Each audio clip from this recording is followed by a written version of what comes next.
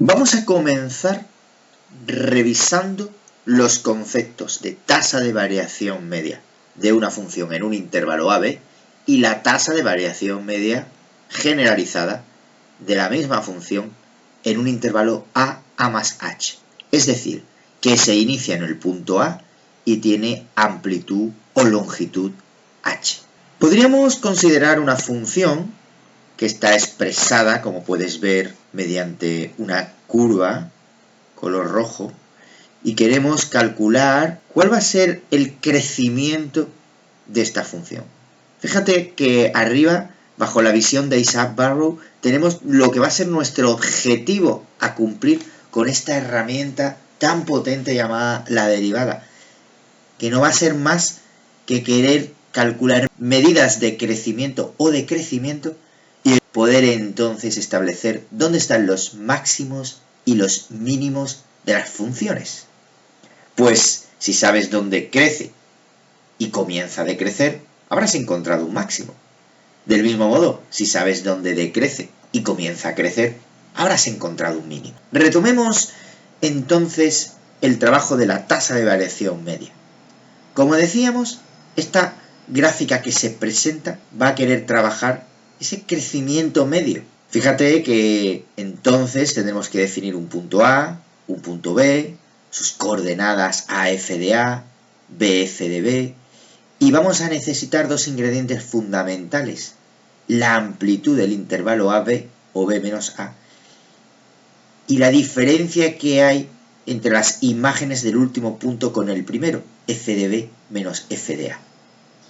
Luego entonces, con estos dos ingredientes, la variación de f de x y la variación de x, podremos calcular de forma analítica la tasa de variación media. Recuerda que lo trabajamos bajo el reto Isaac Newton en la sesión anterior. Ahora, la tasa de variación media generalizada va a prescindir del punto B y lo va a transformar en un punto A más h, porque nos va a interesar considerar la amplitud o longitud del intervalo, ahora que se le llamará a este concepto h. Luego, la tasa de variación media será en un intervalo que se inicia en A y tiene longitud h o acaba en A más h. Del mismo modo, nuestros ingredientes volverán a ser la amplitud del intervalo, esta vez h, y la diferencia entre las imágenes del último punto menos el primer punto, f de A más h menos f de A. De nuevo, si ingresamos estos dos elementos dentro de mi fórmula de la tasa de variación media, conseguimos lo que se trabajó bajo el reto llamado Gottfried Leibniz. Ambos conceptos se trabajaron desde un punto de vista analítico, es decir, a través de su fórmula, con lo cual necesitabas una expresión analítica de la función. Es decir, un f de x igual a una fórmula, por ejemplo, x cuadrado más 3 o cualquier otra familia de las trabajadas hasta ahora. Pero ahora nuestra pregunta será, ¿podemos calcular la tasa de variación media mediante métodos gráficos? Es decir, si tengo mi expresión gráfica de mi función f de x, ¿podré calcular la tasa de variación media de la función en un intervalo dado AB? Bueno, pues lo podremos hacer, por supuesto. Y además te va a facilitar entender qué es una derivada. De momento vamos a ver que la tasa de variación media de una función en un intervalo AB va a ser la pendiente de la recta secante que pasa por los puntos A y B de coordenadas AF de A y BF de B, respectivamente. Veamos un ejemplo práctico. Observa la función f de x que se ha representado en color verde. Vamos a estudiar el crecimiento medio entre los puntos A y B de esta función f de x. Para ello, conocemos la herramienta tasa de variación media de f en el intervalo AB.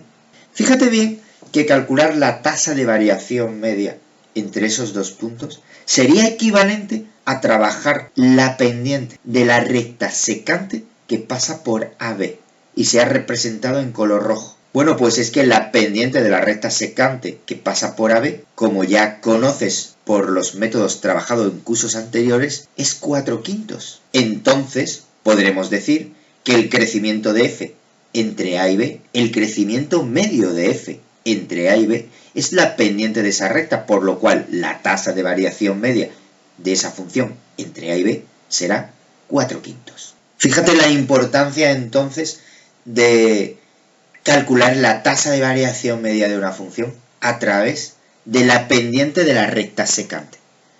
Claro, seguramente no recordarás con exactitud cómo calcular la pendiente de esa recta secante. Ese será nuestro próximo punto. La pendiente de la recta secante de una función entre dos puntos es fundamental y se basa en el concepto de triángulo característico. Veamos distintos ejemplos.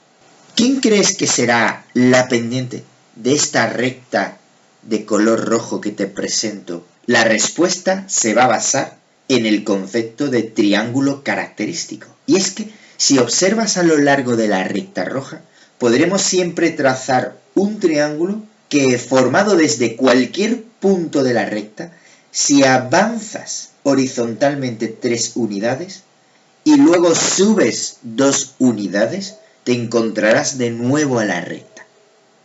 Obsérvalo bien sobre el ejemplo. Vámonos al punto origen, que estamos sobre la recta, y vamos a seguir las instrucciones marcadas anteriormente. Si avanzamos horizontalmente 3 unidades y subimos 2 unidades, te encontrarás de nuevo sobre la recta. Entonces, querrá decir que la pendiente es 2 partido por 3. Por cada 3 unidades que avanza la x, la f de x sube 2 unidades. Esta es la forma rápida de calcular una pendiente conocido 2 puntos. Observa bien que si en vez de fijarnos en este punto nos hubiéramos fijado en este, llegas a la misma conclusión. Es decir, si avanzo, fíjate bien, si avanzo 3 unidades horizontalmente y 2 unidades hacia arriba, llegaré de nuevo a la misma recta. Conclusión, la pendiente es 2/3. ¿Estás preparado para otro ejemplo? Vamos allá. ¿Cuál será la pendiente de esta recta? De nuevo nos vamos a apoyar en el concepto de triángulo característico. Fíjate bien que elegido cualquier punto de la recta, y para que lo veas bien nos vamos a ir al triángulo característico, elegido este punto, para volver a encontrarnos con la recta tendré que desplazarme horizontalmente 1, 2, 3 y 4 unidades y hacia abajo 1, 2, 3, 4 y 5 unidades. Fíjate bien que el hecho de desplazarnos hacia abajo lo hemos representado como menos. Anteriormente el hecho de desplazarnos hacia arriba se representó como más. Luego entonces la pendiente será menos 5 cuartos, menos 5 partido 4, porque cuando la x avanza 4 unidades, la f de x baja 5 unidades. De nuevo, fíjate que realizar este trabajo sobre cualquier punto de la recta te hubiera llegado a las mismas conclusiones. Por ejemplo, comencemos en el origen. Si avanzo 4 unidades, 1, 2, 3 y 4, y bajo 5, 1, 2, 3, 4 y 5, me encontraré con la recta. Este trabajo, este triángulo característico, lo podrás aplicar sobre cualquier punto. Claro, ¿qué ocurre? Que elegir otro punto, encontrar sus coordenadas es complicado porque tendrás que elegir siempre un punto que pase exactamente por una intersección de las líneas secundarias que se presentan en el gráfico para saber exactamente cuál es la coordenada. Y sobre este ejemplo solamente teníamos estos 2 puntos como opción. ¿Ha quedado claro entonces que existe una fórmula rápida para calcular la pendiente de una recta tangente, para calcular la pendiente de una recta conocida a 2 puntos? Bueno, pues si tenemos 2 puntos, P1 y P2, de coordenadas x1 y 1, x2 y 2 respectivamente, Fíjate bien que el triángulo característico nos lo vamos a encontrar con lados o catetos, siendo la base siempre la variación en x, es decir, x sub 2 menos x sub 1, y el cateto secundario o altura la variación en y, es decir, y sub 2 menos y sub 1. Luego, nuestra pendiente va a ser la variación de la y dividido entre la variación de la x, es decir, y sub 2 menos y sub 1 partido de x sub 2 menos x sub 1. Recuerda que nuestra simbología se mueve más en el sentido funcional, con lo cual las i's se cambiarán por f de x, consecuentemente.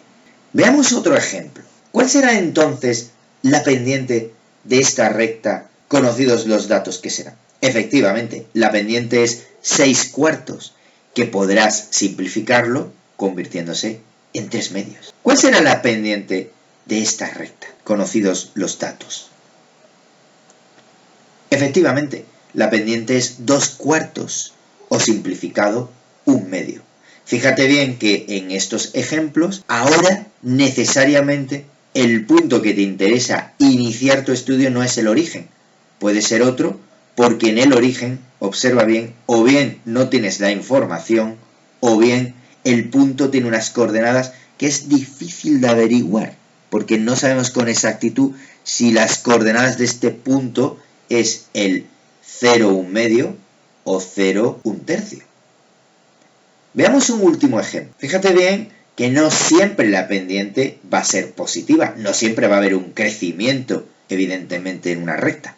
¿Cuál será la pendiente de esta recta? Efectivamente, la pendiente es menos 1/5. Ha llegado nuestro reto, el reto Isaac Newton. Vamos a poner en práctica este trabajo. Por 3 puntos, representa cada una de las siguientes rectas y calcula su pendiente. ¿Cómo vamos a dividir estos 3 puntos? Los criterios de evaluación serán por la representación con regla de los ejes coordenados y los 6 puntos dando sus coordenadas hasta un punto. Por la representación de las 3 rectas A, B y C usando los colores de la figura hasta medio punto. Por la representación de los triángulos característicos, el cálculo de los valores de sus lados y el cálculo de las 3 pendientes, es decir, la de A, la de B y la de C, 1,5 puntos. Presenta todo el trabajo en una única hoja o folio y súbela a la plataforma usando el procedimiento indicado.